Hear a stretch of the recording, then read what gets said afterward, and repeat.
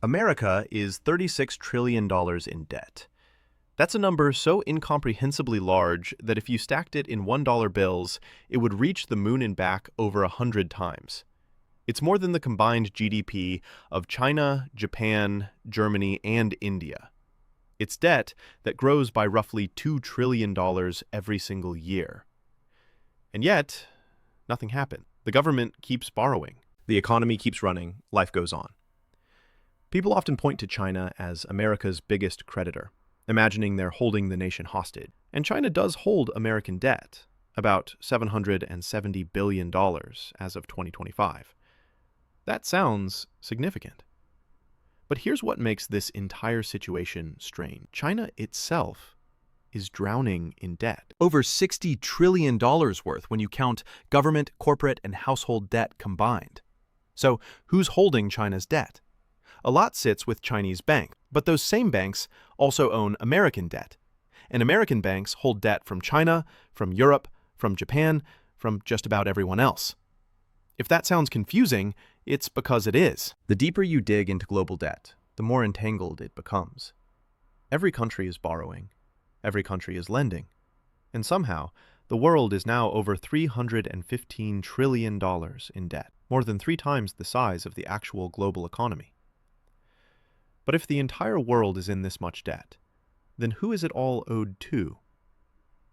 It's a simple question with a surprisingly complicated answer. And the answer reveals something fundamental about how the modern world actually works.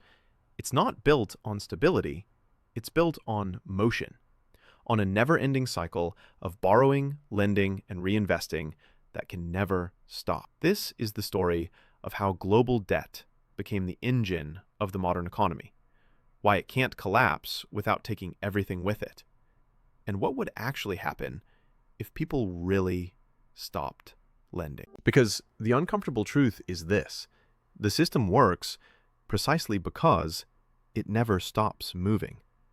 And the moment it does, everything breaks. Debt isn't some modern financial invention dreamed up by Wall Street bankers. It's one of the oldest ideas in human history.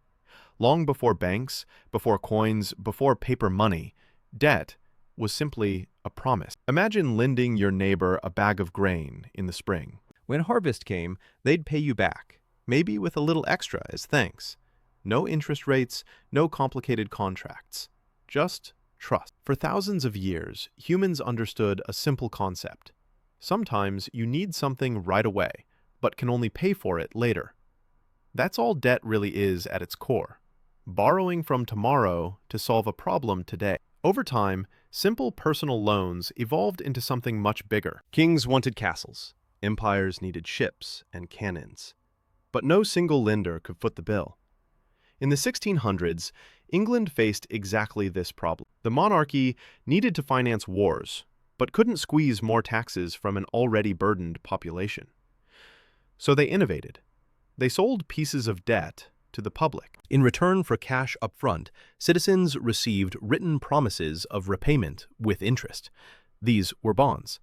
Simple concept, revolutionary impact. States could now raise enormous sums without increasing taxes or draining treasuries. They could borrow from their own people and pay them back over time. And by the 20th century, this system went global. World War I and World War II pushed countries to borrow at unprecedented scales, not just to fight, but to rebuild afterward. The scale of destruction required financing that no single generation could provide through taxes alone. So governments borrowed from the future. Then, in 1944, representatives from 44 nations gathered at Bretton Woods, New Hampshire, to redesign the global financial system. They made the US dollar the anchor of international trade. Other currencies would peg to the dollar. And the dollar would be backed by gold at $35 per ounce. This created stability for about 25 years. But there was a fundamental problem. Gold was limited, and economies needed to grow. As US spending increased, financing the Cold War, the Vietnam War, domestic programs, there wasn't enough gold to back all the dollars in circulation. Foreign governments began noticing this mismatch. France, under Charles de Gaulle, started demanding actual gold in exchange for the dollars they held. Other nations followed. America's gold reserves were draining. So, on August 15, 1971, President Richard Nixon made an announcement that changed everything. He closed the gold window, ending the dollar's convertibility to gold. It was supposed to be temporary. It became permanent. From that point forward, money became what we call fiat currency, not backed by gold, silver, or anything physical, just by government decree, and the faith that people would continue accepting it. This opened a door that has never closed. Governments could now create money at will, limited only by concerns about inflation and economic stability. And if that sounds like a recipe for endless borrowing, it was. From the 1980s onward, global debt exploded. Countries discovered that borrowing wasn't just for emergencies. It could fuel economic expansion during peacetime. Borrowed money built highways, funded education, subsidized industries, and stimulated consumption. Debt became the engine of modern progress. It stopped being a last resort and became standard operating procedure. Today, debt is how infrastructure gets built, how crises get managed, how campaign promises get kept. And the result is a global debt mountain that, as of 2025, exceeds $315 trillion, more than 3 times the value of everything the world produces in a year. To put that in perspective, if you had $1 million in $100 bills, the stack would be about 1 meter tall. $1 billion would create a stack 1 kilometer high. But $315 trillion stacked in $100 bills would reach beyond the orbit of the moon. Multiple times. That's the scale we're talking about. So if every country is drowning in debt, who are they actually borrowing from? And if everyone owes money, who's getting paid? When people hear national debt, they imagine some powerful entity, maybe China, maybe a shadowy cabal of bankers, holding all the IOUs and pulling the strings. But that's not how modern debt works. Modern debt doesn't move in straight lines from borrower to lender. It moves in circles. Let me show you what I mean. Let's zoom in on the United States. $36 trillion in debt. Who could possibly lend that much? Here's the surprising part. Roughly 70% of U.S. debt is owed to Americans themselves. The U.S. borrows from itself, and the remaining 30% is held by foreign investors and governments. But even that creates circular flows. Here's how the internal borrowing works. When the government needs money, it issues bonds, essentially IOUs promising to pay back the money with interest. Treasury bonds, treasury notes, treasury bills, same concept, different time horizons. Who buys these bonds? Probably you, indirectly. When you deposit money in a bank, it doesn't sit in a vault. Banks are required to keep only a fraction on hand for withdrawals. The rest gets put to work, lent out, invested, or used to buy bonds. As of late 2025, U.S. commercial banks hold approximately $1.9 trillion in U.S. Treasury securities. That's more than the entire GDP of Canada. Why do banks love government bonds? Because they're among the safest investments on Earth. The U.S. government has never defaulted on its debt. Unlike stocks, bonds don't fluctuate wildly, and they provide steady, predictable returns.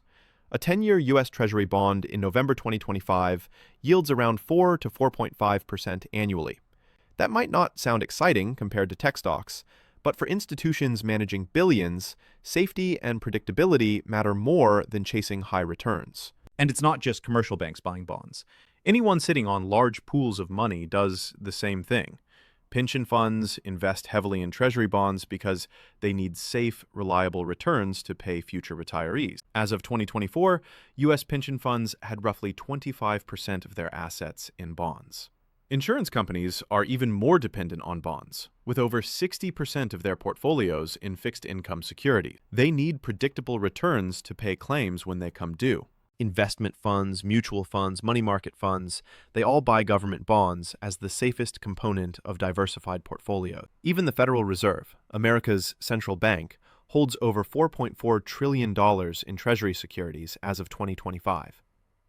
They buy bonds to inject money into the economy during crises or to manage interest rates. And then there's the U.S. government itself, which holds its own debt. This sounds bizarre, but it's real. Social Security, Medicare, and other government trust funds hold roughly $6 trillion in treasury bonds. These programs collect more in taxes than they currently pay out, so they invest the surplus in government bonds.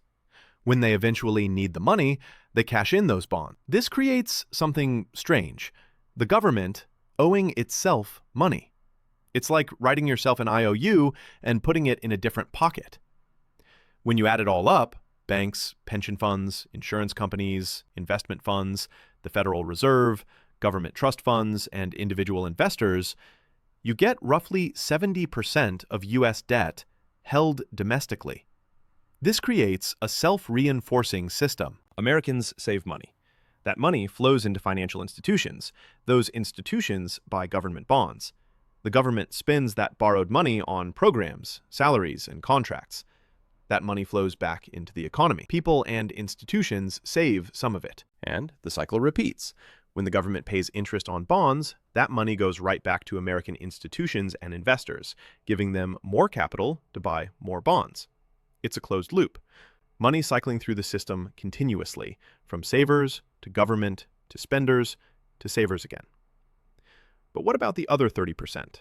The foreign-held debt. As of November 2025, foreign governments and investors hold roughly $10.8 trillion of U.S. debt. That's about 30% of the total. Japan is actually the largest foreign holder, with approximately $1.1 trillion in U.S. treasuries. China is second, with about $770 billion. The United Kingdom holds roughly $700 billion. Other major holders include Luxembourg, Cayman Islands, mostly financial centers where investments are parked, along with Belgium, Ireland, Switzerland, and Taiwan. Why do foreign countries buy U.S. debt? First, treasury bonds are seen as the safest investment in the world. When global crises hit, money floods into U.S. treasuries because investors consider them a safe haven. Second, many countries need dollars for international trade. Oil is priced in dollars. Many commodities are priced in dollars. Countries need dollar reserves to participate in global commerce. Treasury bonds are a way to hold dollars while earning interest. Third, buying U.S. debt helps some countries manage their currency values. If China wants to keep its currency relatively cheap to make exports competitive, it can buy dollars and dollar-denominated assets like treasury bonds. This increases demand for dollars and reduces demand for yuan, keeping the yuan weaker. But here's where it gets interesting. The same circular pattern exists internationally. China holds U.S. debt, but American banks and investors hold Chinese debt, both government bonds and corporate bonds from Chinese companies. Japan holds U.S. debt, but U.S. institutions hold Japanese debt. The U.K. holds U.S. debt, but American investors own British gilts. It's not a one-way flow, where country A lends to country B. It's a web, where everyone is simultaneously borrowing from and lending to everyone else. Brazilian savings might flow into Dutch banks, which buy American treasury bonds. Those dollars flow to the U.S. government, which spends money on imports from China. China accumulates dollars and buys more treasuries or invests in Brazilian infrastructure. Brazilian companies issue bonds that European investors buy. Europeans hold dollar reserves in U.S. treasuries. Round and round it goes. The global financial system is an interconnected network where money flows in loops, from savers to borrowers and back again, crossing borders continuously. Governments borrow, investors lend, interest payments keep the cycle going, and most of the money never really leaves the system. It just changes hands and keeps moving. Which brings us to the real question. If the government keeps borrowing and spending, how do they ever pay it back?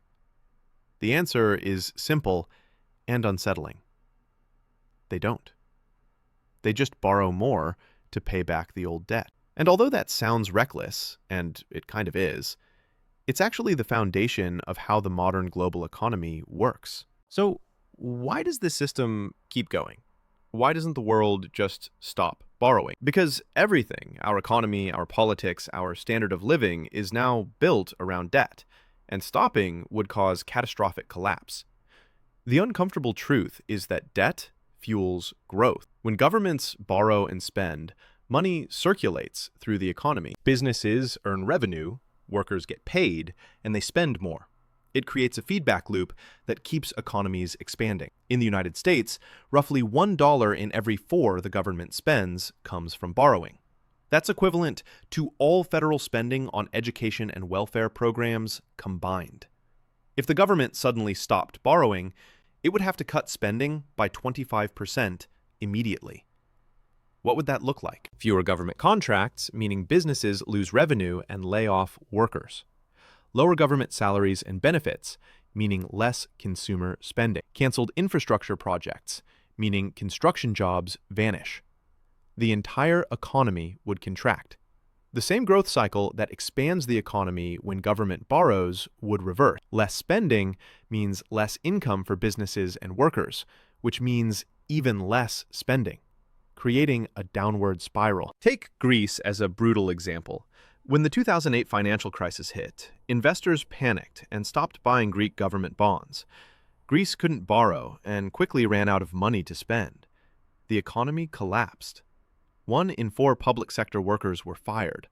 Overall wages fell by 30%. Unemployment hit 27%.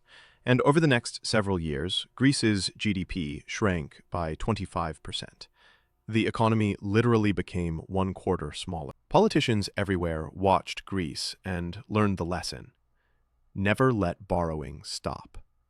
Because voters don't reward austerity.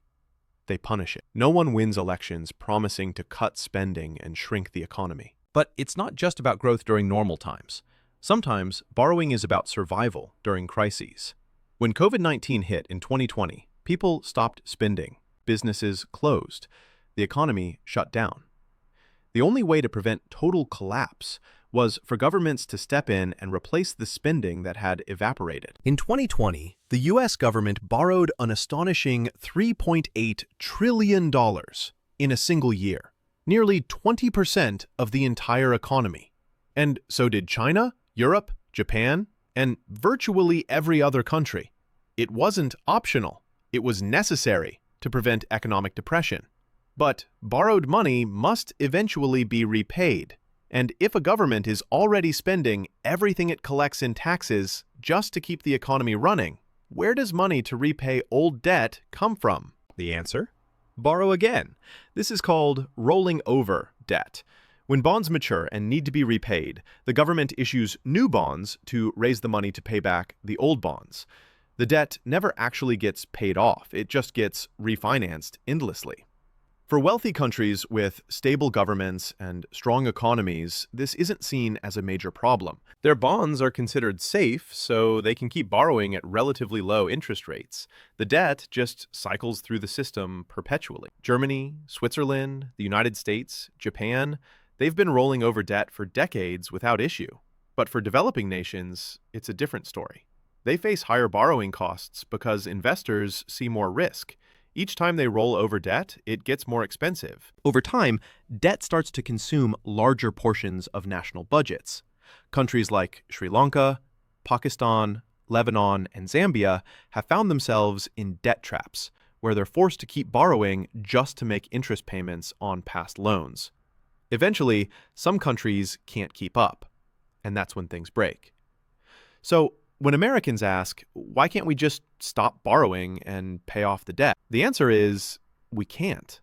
The same debt that weighs down the budget is actually the pillar holding up the economy. Which raises an uncomfortable question. Can this really go on forever? Because no matter how smooth the cycle seems, risks are building beneath the surface. Risks governments avoid talking about, and that no one really wants to face. As debt grows, so do interest payments. The U.S. government now spends over $1 trillion per year just on interest, more than it spends on national defense. That's money that can't be spent on schools, infrastructure, healthcare, or anything productive. It's just paying for past borrowing. Over time, a bigger slice of the budget goes towards servicing old debt rather than funding new priorities.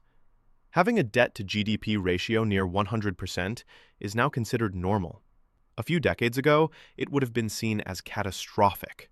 This isn't a problem when borrowing costs are low and lenders remain confident.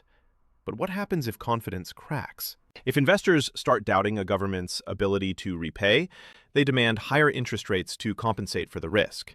And when interest rates rise, the cost of rolling over debt skyrockets. One way governments try to handle this is by printing more money. Central banks can create money to buy government bonds, effectively financing debt with newly created currency. This might sound like an easy fix, but it comes with a dangerous downside. When more money enters the system, it reduces the value of each unit, and the result is inflation. Prices rise, savings lose value, people feel poorer, even if their nominal wages increase. In extreme cases, money printing spirals out of control. Venezuela in the late 2010s provides a textbook example. The government printed massive amounts of currency to cover debts and finance spending. Hyperinflation followed. Prices doubled every few weeks. A loaf of bread that cost 10 bolivars suddenly cost millions. The currency became nearly worthless, and ordinary people saw their life savings evaporate overnight. Most countries don't face such extreme scenarios, but even moderate inflation causes serious problems. It makes currencies less valuable internationally and erodes purchasing power domestically. The risks are especially acute for developing countries that borrow in foreign currencies, usually US dollars. If their own currency weakens, paying back dollar-denominated debt suddenly becomes far more expensive in local terms. As that burden grows, lenders start doubting the country's ability to repay. Confidence cracks. And it doesn't take long for the mood to shift. Suddenly, investors demand much higher interest rates. And when governments can't borrow enough to pay back old debt, they face impossible choices. Cut spending drastically, raise taxes aggressively, print money and risk hyperinflation, or some brutal combination of all three. None of these options are politically palatable, and all come with severe economic consequences. And even if a government tries all of them, there's no way to raise enough money fast enough. If bills come due at once and the country can't find the cash, it runs out of options. That's when default happens. A default is when a country simply says, "We can't pay." It's the sovereign equivalent of missing your mortgage payment, except it's not just your house at risk. It's the entire economy. When a government defaults, several things happen simultaneously. Credit markets freeze. No one wants to lend to a country that just stopped paying its debts. Interest rates for any borrowing spike to punishing level. Capital flees. Investors pull money out of the country as fast as possible. The currency collapses in value, making imports, food, fuel, medicine, prohibitively expensive. The banking system can seize up, because banks holding government bonds see their assets become worthless overnight. This triggers bank runs as depositors rush to withdraw money. Argentina has defaulted 9 times since independence. Russia defaulted in 1998, triggering a global financial crisis. Greece effectively defaulted in 2012, requiring a massive restructuring and bailout. Each time, ordinary people suffer most.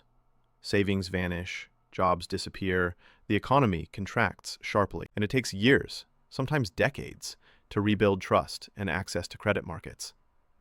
But here's the crucial point. Default doesn't eliminate the debt. It just acknowledges the inability to pay.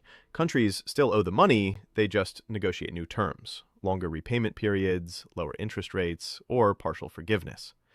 And eventually, they start borrowing again. Because the alternative, trying to run a modern economy without any debt, is nearly impossible. This brings us to a critical realization. The system can't collapse completely because it's too interconnected. If one major country defaults, it triggers a chain reaction. Remember how we established that everyone is lending to everyone else? American banks hold Chinese bonds.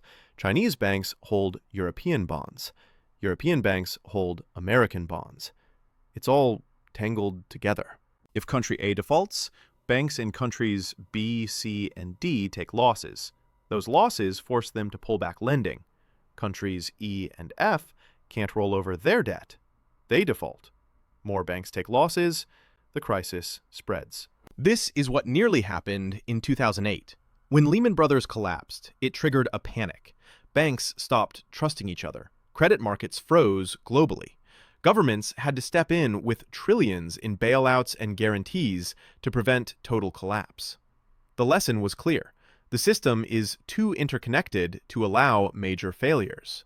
When something breaks, governments and central banks intervene to keep it moving. This is why people say certain institutions are too big to fail. Not because they're morally worthy of rescue, but because letting them fail would trigger cascading failures across the entire system. So we're left with a strange reality. The debt-based system can't collapse because authorities won't allow it, but it also can't continue forever without consequences. The most likely outcome isn't sudden catastrophic collapse. It's slow erosion, gradually higher inflation, slowly declining living standards for most people, while asset owners benefit from money creation. Periodic crises that require intervention. A system that lurches from one near miss to the next.